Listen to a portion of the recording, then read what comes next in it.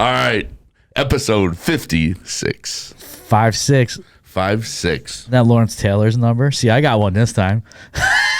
Wow. New York Giants. Yeah, man. You know, I gotta represent. I mean, I think we're born and raised to like specific teams. You know what I mean? That's true. Giants.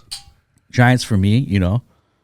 Baseball team. Mets and Yankees. My dad didn't really like do the baseball thing. I got into that later on myself. But yeah, definitely the Giants. I think that was the most prominent team in my household. Notre Dame. Oh, for football, yeah. Yeah, for college. How come Notre Dame football? I don't know. There's like some nostalgia there, I think. Rudy. I don't know. That was before Rudy, right? Rudy came out in the 90s. I don't know. I guess there's some like nostalgia with Notre Dame football and the tradition of it all. Yeah. But, you know, I grew up upstate, so the closest college to me to like, I didn't have like BU or, you know, what was it, BC, Boston College, right? Big team. We had Syracuse University, and that was it. So, you know, we didn't really follow Syracuse that much. BU doesn't have football anymore, just BC. Oh, really? Yeah, they got rid of it in like the 90s. That's crazy. I didn't know that. That's how much I'm out of touch with stuff like that. But I did follow Syracuse lacrosse because I was a big lacrosse player. Yeah, the Gates played there. Gates, yeah. I went to lacrosse camp, and they were the coaches. It was pretty awesome. We just went off into a weird college football. Yeah, well, my household likes these sports teams. I don't even have to ask you because I already know. Yeah, I mean, there's not even a question. Growing up in a sports household. But yes, the Patriots. Go Patriots. All right, we got some questions. Yeah, let's go. Speaking of households and was that a good segue? I didn't even know we were going there. Yeah, we'll go with that. We got a question coming in. And I think we've talked about this before. And we talk about recognizable and things like that. This question has come up a few times. And I have a real simple answer for this. Yeah. Or how to judge this answer. But every time this person comes out with something new, it's the hottest ever. And this other person has been relevant for almost 40 years. Snoop versus Drake. Who's more relevant? Not better. Who is more relevant? Oh, man, that's a tough question. The reason why that's a tough question is because they almost cater to two different generations of people. If you ask an older gentleman, he's going to say Snoop Dogg, of course. And the difference between Snoop to me and Drake is Snoop's almost... I mean, Drake's a pop star, but Snoop's like almost an icon where like he's doing you see him in different media fashions, not just hip hop. You know, Drake started out as, you know, what was it? That television show that Degrassi High. You know what I mean? But Drake, you know, also doesn't do Coors Light. Not Corona commercials. I mean, he's just capitalizing now on his celebrity, I think. Right. Skechers. You know, you think about what we're seeing in the United States, what they're seeing overseas is a totally different beast. Like when you go overseas and you travel, you'll see like ads with like Brad Pitt and like really famous, you know, actors, celebrities, actors, just entertainers in general that you more or less don't see here. They don't allow those ads to come to the United States. Right. They'll sell their ads overseas because I don't know the theory or liking behind it. But to get back to the question, the theory is money. Money. Tons but of why money. would you not want your ad in the United States? Because they probably don't advertise in the United States. It's probably like a movie or a chocolate or a sneaker that we don't really carry in the United States. Oh, these are mostly like you'll see like Brad Pitt do a Gucci ad only in like the foreign market, not Gucci ads in the United States. Oh. I could be wrong, but I don't think I've seen stuff like that. I've seen more celebrities in advertisements overseas than I do here. So just think about that. I don't think Drake's doing any of that. I bet you Snoop is. So as far as who's bigger, I think more people can identify Snoop Dogg than they can Drake. Yeah, I always equated. It has nothing to do with the music. No, with no, what, there's nothing. No, yeah. It's not even my personal taste. It's just what I'm seeing factually, I guess you could say, right? Yeah, I mean I always equated what you said. I think was right. It was the old. What do like somebody like my parents? Do they know who Drake is? Yeah, probably. Do they know who Snoop is? Definitely. Yeah. It's all kind of there's another way, and I think they're both some of the greatest of all time. I equate it to like the Jordan LeBron. If you were an old school kind of person or older person, you're equating it to Jordan, kind of thing. Because we know Jordan. But Drake is kind of like the LeBron, like the older generation doesn't know Snoop like that, like we do. Like to us, we look at Snoop as in a different light than these kids do. These kids look at Snoop, baby, that he's like a little pop star, like a more of a celebrity figure than an artist. But they don't, because they weren't around when Snoop and Dre were making like groundbreaking music. Right. So to them, they don't know that side of Snoop. I mean, if you hear a Led Zeppelin song, we've heard Led Zeppelin, we know Led Zeppelin. But to be in that like generation where like Led Zeppelin just came out must have been fucking mind blowing. Of course.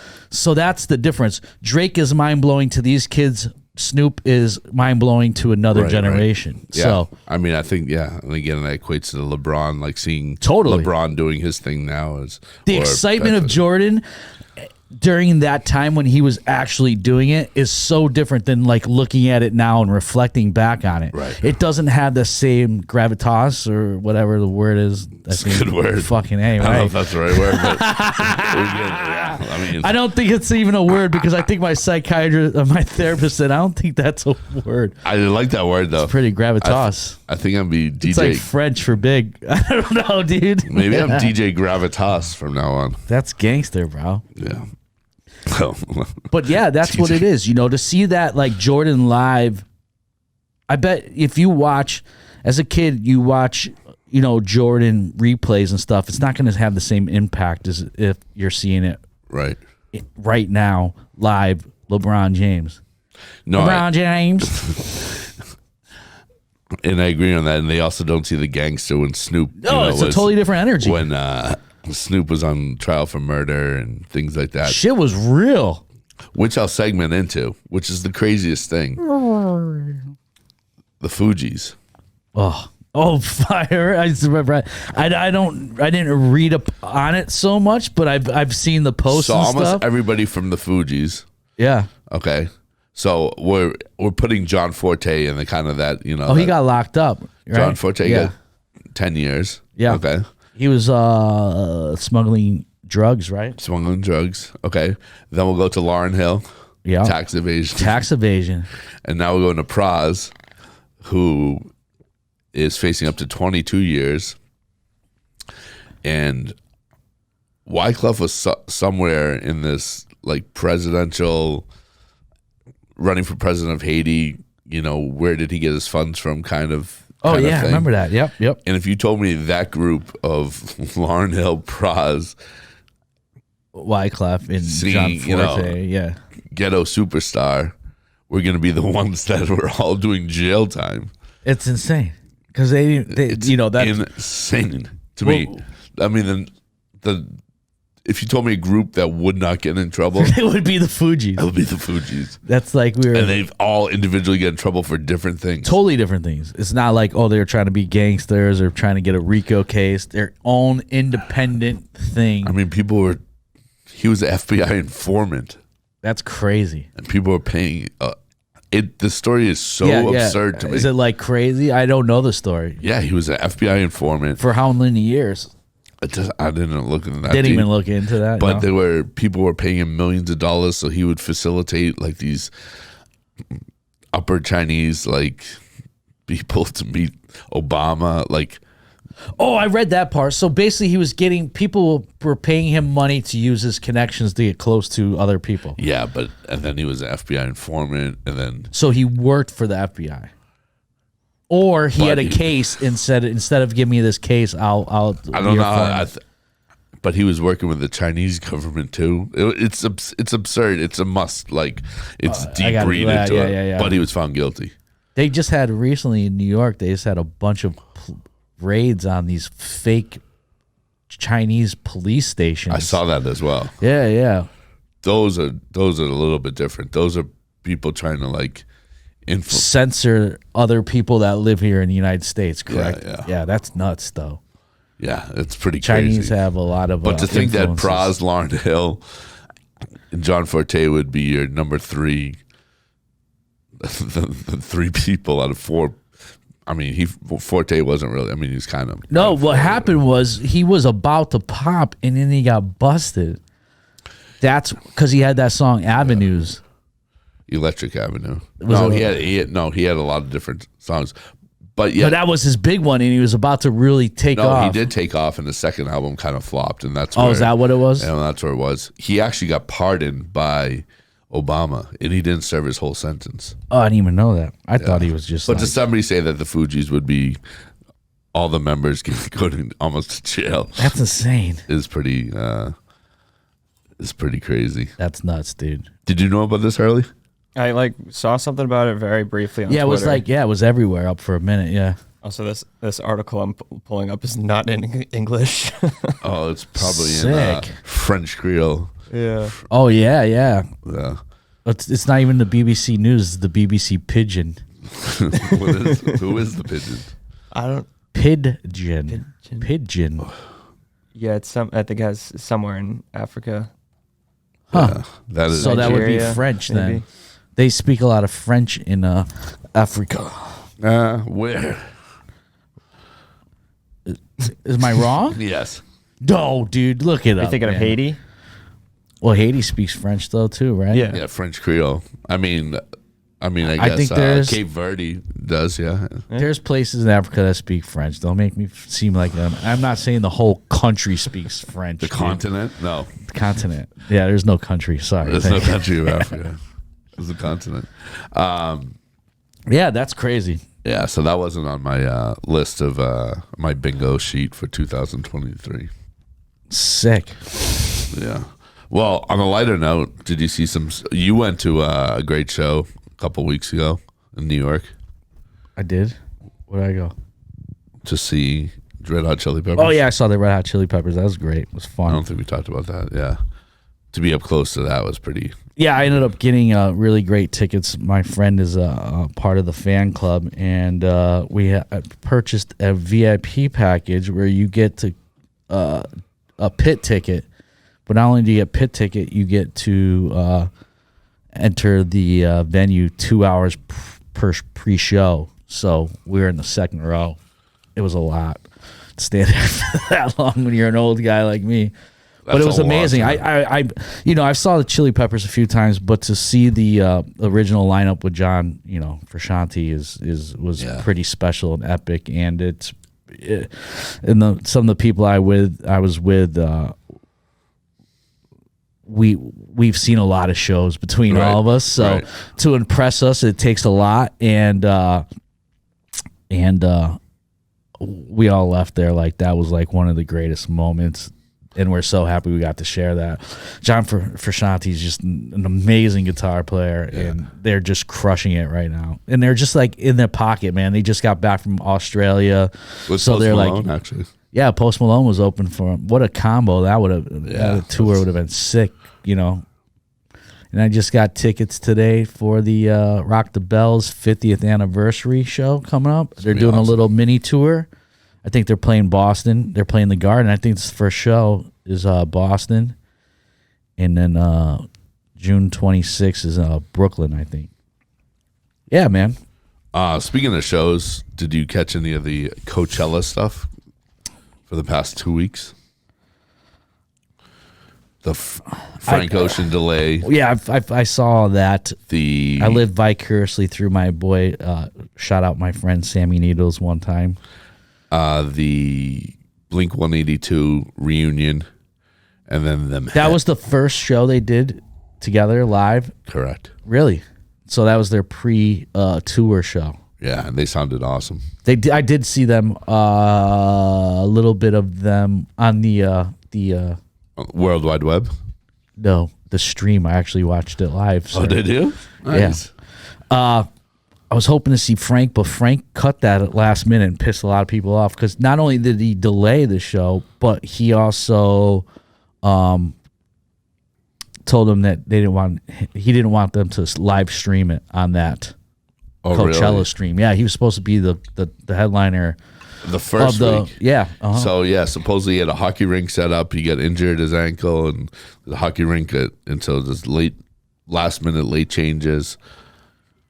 A lot of people said his set was dull, but then you have people like that I've been, following like A-Track and stuff like that were saying, don't listen to the masses, listen to his set. It was pretty brilliant. Yeah, but here's the thing though too. So, all right. Oh, somebody was complaining about he was playing the songs faster than the normal or something. Yeah. But first of all, you got to see Frank Ocean, right? Who hasn't played in 6 years? That's never even been. The guy's never even been on a tour, dude. How come? I don't think he really enjoys that space. It's pretty crazy. He wants to be an introvert and create that, like the last album, that Blonde. He did a feed that you'd watch him go in the studio, a live feed, and you'd watch him go into this warehouse and just create. And that's what he wants to do. He wants the space to just go in and create. He doesn't want to be conformed to, you have to go on at 7:30. And I get that sometimes because it's hard to turn on that creativeness. Right. Like, know what? You got to be on right now. Yeah, and like you're dealing with something personal at that moment. It's hard to shut that off. There's been moments where I know I have projects coming up that I need to finish, but sometimes I don't have that creative, and then it becomes forced. Right. And then it comes when it's forced like that. It doesn't come across as organic as it should because it's not being created. It's being forced out of you. So I think he likes to have his own space and his own element. And let's just keep it real. No matter what Frank Ocean did that day, somebody wasn't going to be happy and people were going to say something. Yeah. And that's the bottom line. You're never going to be able to please everybody. But fucking A, I'm sure you were sitting there singing along to all the fucking songs. Right, true. You know what I mean? Yeah. You're going to complain about it, but I'm sure you had a great time. And you get to witness the first time in 6 years. Yeah, maybe it wasn't, Maybe it wasn't what you expected, really but it was better than nothing. You know what I mean? I'd love to see that. And I'm sure it's out there somewhere if you pick around the internet a little bit and duck behind doors and look behind some windows. You can find that performance, and I would love to see it. And I love Frank Ocean. I think he's a great artist. And I posted something on my Instagram the other day. All creative people don't need to be seen. You know what I mean? He just wants to create I like that. Own space. Wait, say it again. All creative people don't need to be seen. Yeah. I dig that. I like that. I don't need to be on the front of the stage. I don't need to be in the DJ booth on top of it dancing around. I don't want to be seen. I want to create something for you. Well, I actually saw a Sia show before, and she stood in the back corner of the stage and had people do these creative dances on what do you call them? She's interpretive dance. Yeah. And she was an unbelievable show, but she didn't want to be awesome. Yeah. The lead singer, what's his name from Tool? He performs behind the drummer. What's his name? I forgot his name. So I saw Tool at Governor's Ball. Yeah. And he stands behind. He's like, Maynard James. He actually owns a winery. Fucking genius. That's pretty awesome. He's like crazy. Yeah. Like he's 80 years old with a mohawk like up here. Like he doesn't care.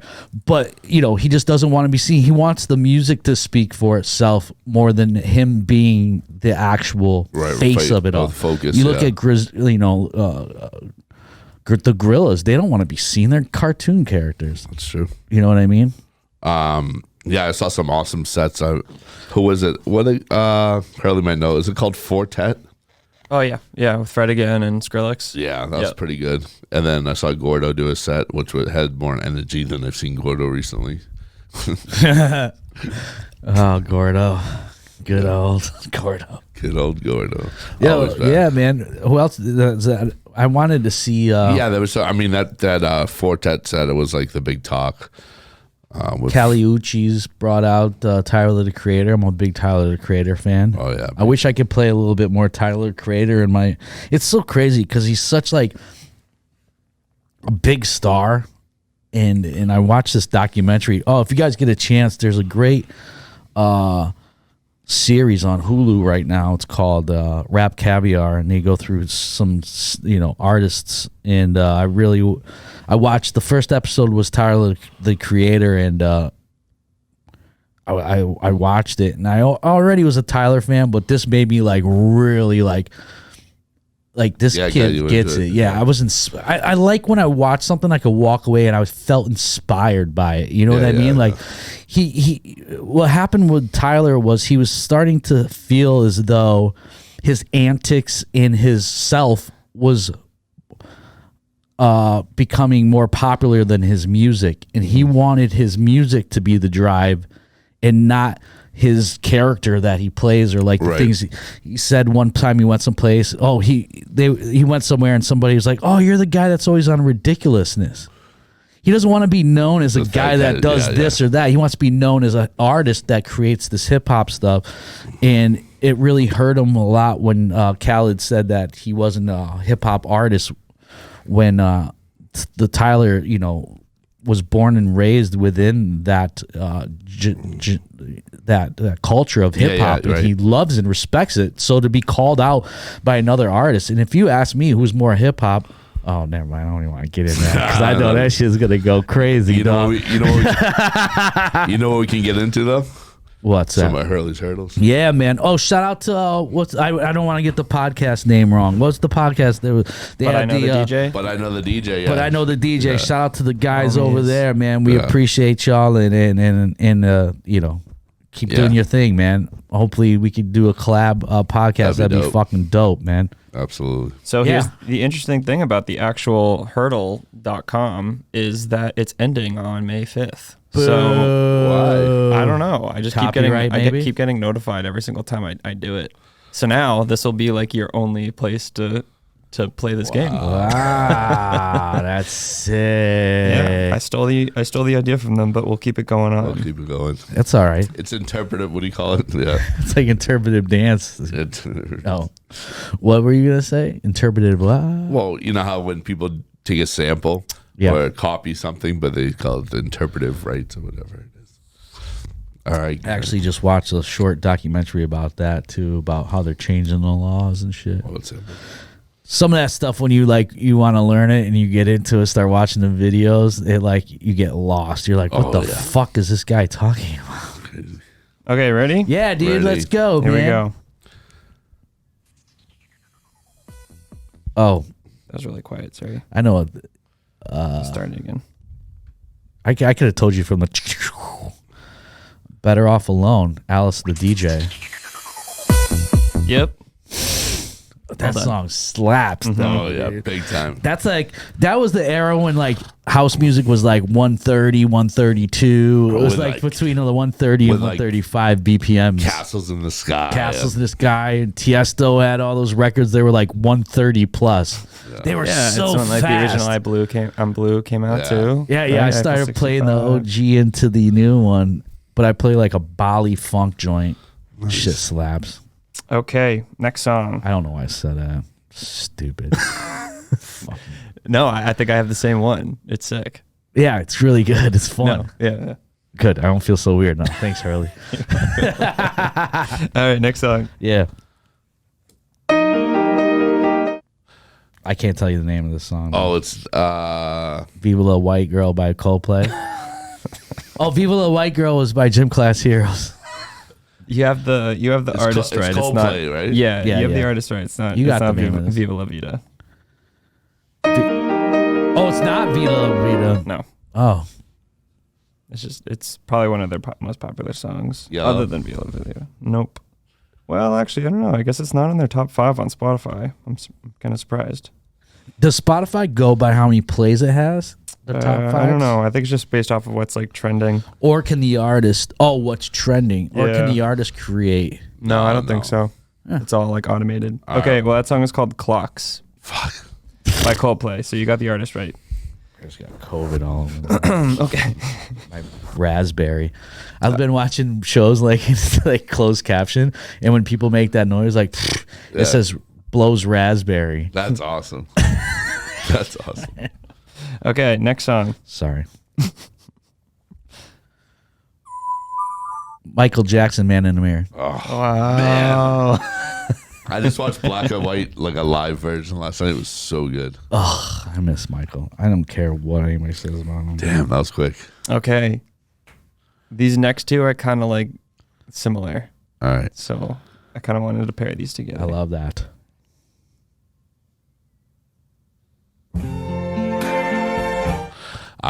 Louis Armstrong.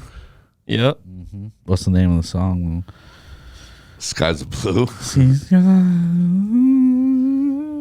I don't know the name of the title. What a Wow, what a that's wonderful good. night. What a wonderful world. Yeah. So, Okay, and next song.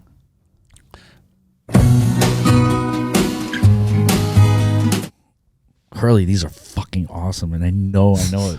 wonderful something. Yeah. That's why I kind of paired them together. Wonderful Girl. Wonderwall.